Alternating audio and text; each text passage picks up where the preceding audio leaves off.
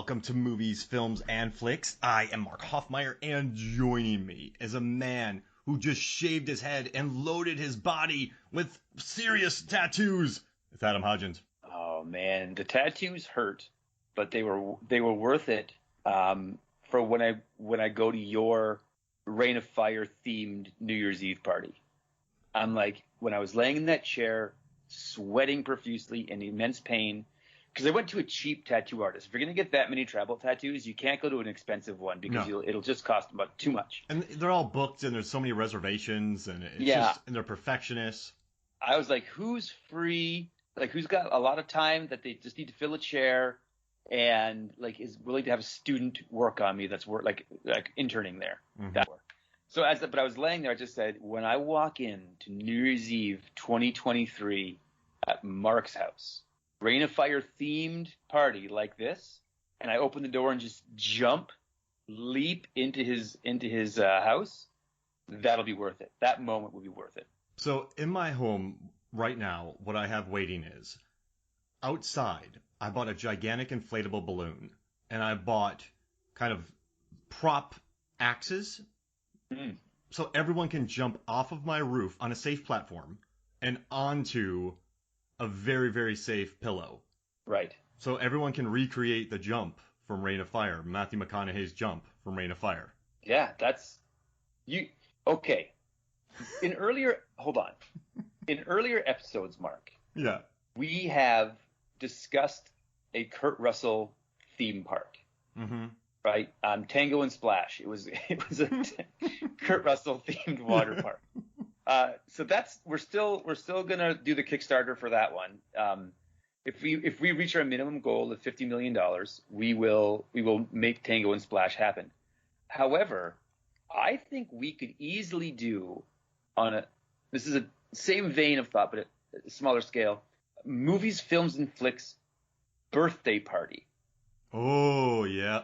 Yeah. Where we come there and we set up, we'll have 15 inflatable or game attractions to pick from, but you can have for like the base price, you can have any 5 you want. All right, so the Youngblood Czech Center. Yeah, Youngblood Czech Center. It's how many, and the Youngblood Czech Center is going to be a combination of Youngblood and Goon, and so what it is it's how many punches to the face can you take and still score a goal on an open net. Exactly. Yep. Okay, so you sign up, and it's kind of like a silent auction. You just have a score. You're like, I think I can take 6. So then we have someone. Maybe it'll be Mark in the early going. No, people at the party can pay to be the ones punching. Okay, so you pay to be a puncher. Yeah. See, this is why we're a team. So you take I say 6 shots, I take 6 shots to the head and I score a goal. Well, then you come along later like, well, Hodgins took 6. I think I can take 7. So then you take 7 shots to the head and you get a goal. So it's like a silent auction. At the end of the day, we see who wins. Actually, so we would need to rig a consistent puncher. Like a jigsaw-esque trap that delivers a punch at the same PSI every time. 100%.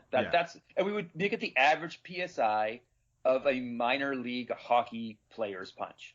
A fading one, though, like an older one that's been around too long. Right.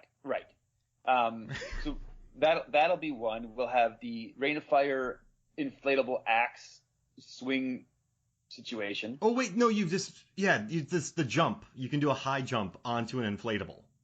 Right. Yeah, I like that. That would be great. We'll have a small pool with a jet ski on it. Yep. And you go around in the circle, and you have to do that while shooting paintballs at a remote control airplane from Waterworld. Yeah, perfect. And then we need the cliffhanger, where. So that's just a climbing wall, where you have to get as high as you can and grab a case of money while your friends are shooting at you with Nerf guns. I like that. That sounds awesome. And then we need one more. So we need to talk one more from a movie. Like we've talked about Venom. Yeah. We've talked Cold Pursuit. Oh, I know what it is. I got it, Mark. We're gonna have a upscale. So we're gonna enlarge it so it's like novelly big. We're gonna have a garden, and you have to go in there and you have a minute, bring out as many big vegetables as you can before the Mr. McGregor gets you. Oh, yep. The Peter Rabbit. The Peter Rabbit giant ravage. garden caper. Giant garden caper. Yeah, and here's the clincher. For an extra 15% above our base costs, we will bring a burger booth and serve you cliffhanger mountain burgers. Oh my gosh, that's amazing.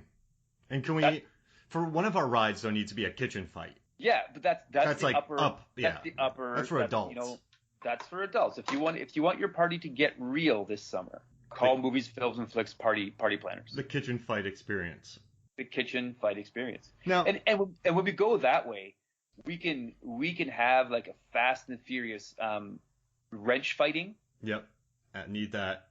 Like big foam wrenches, and it's kind of like the gladiator joust, but you just hit each other with wrenches instead. The Belgian ale keg throw.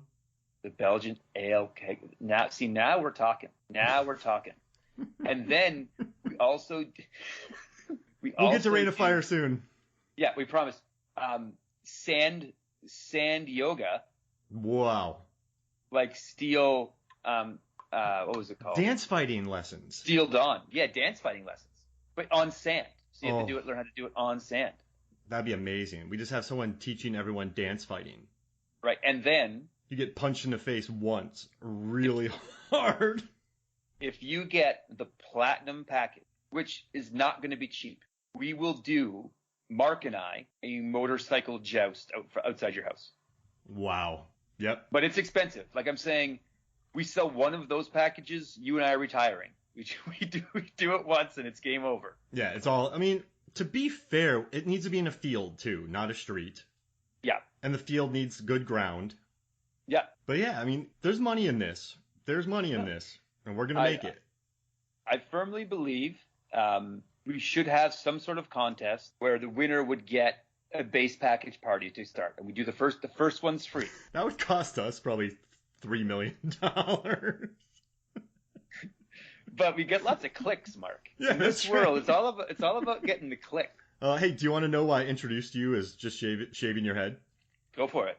All right, so I was reading Matthew McConaughey's book, Green Lights, and he has some. Isn't that a fantastic book? Yeah. Oh, you read it. So Phil read it, and then I read it because of Phil. Oh, okay. Because I had some surprise Rain of Fire facts that drop on you. Okay. So if I'm being honest, I'm not all the way through it yet. Okay.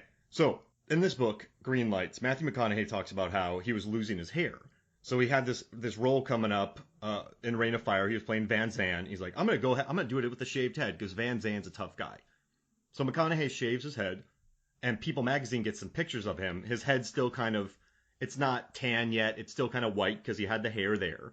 And the picture just did not look great. So he got a message from a studio executive who was helping fund Rain of Fire. And this is what the note said. In our talk this morning, Mr. McConaughey, you refused to admit that you in fact not shaved your head. Wait, that you had in fact not shaved your head. If you are in denial of this fact, please come clean. Please come clean so we can proceed on the journey of making this film together. In fact, it is true that you shaved your head. This would be a tragedy, a major misstep, an act that may bring you very bad karma. So a studio executive sent McConaughey a message because everyone was making fun of his head, I guess, for a while because he shaved it and it didn't look great yet. Right. So people were going at him. So he was really angry about this. He's like, you put bad karma on me? Knowing what we know about McConaughey, if you say, I'm going to give you bad karma, that's not good karma for him. He hates that. No. So he went one day and he ordered a Gucci blue suit that matched his eyes. He went outside for 4 hours a day the next 5 days and tanned his head. And then he shaved it and he greased it. That was brown. He's like, with some oil. And it just looked shiny. He said it would make Dwayne Johnson jealous. Then he went to the party, right? And everybody just went, oh my gosh, that dude is amazing. Like, you look beautiful. And the executive said to him, it scared me at first, but I've had a change of heart, Matthew. I love the shaved head. You look original and so handsome. I love it. So this person put bad karma on him. He, like you do, you order a custom Gucci suit. You tan your head. I've done that 5 times this pandemic. You go to the Chateau Marmont and you tan your head for hours a day. Then you show up at a party and just wow everyone. And this is what I want you to hear, because we had a very fun Rain of Fire episode, and we'll get into this data article that I wrote Which means that this date article is really cool because I wrote it in 2017. And when Wired interviewed me, it's one of the pictures that they put on the article. So it's Deep Blue Sea and Rain of Fire on this article. So it's pretty cool that they have that. But he decided, Matthew McConaughey, to get ready for this role, he was going to do 4 things. He would take a double shot of tequila every morning at sunrise before I get out of bed. And he said, yeah, a dragon slayer would do that. Have fire breath to beat the fire breather. To get the insides on fire first thing to start the day. To beat a dragon, be a dragon.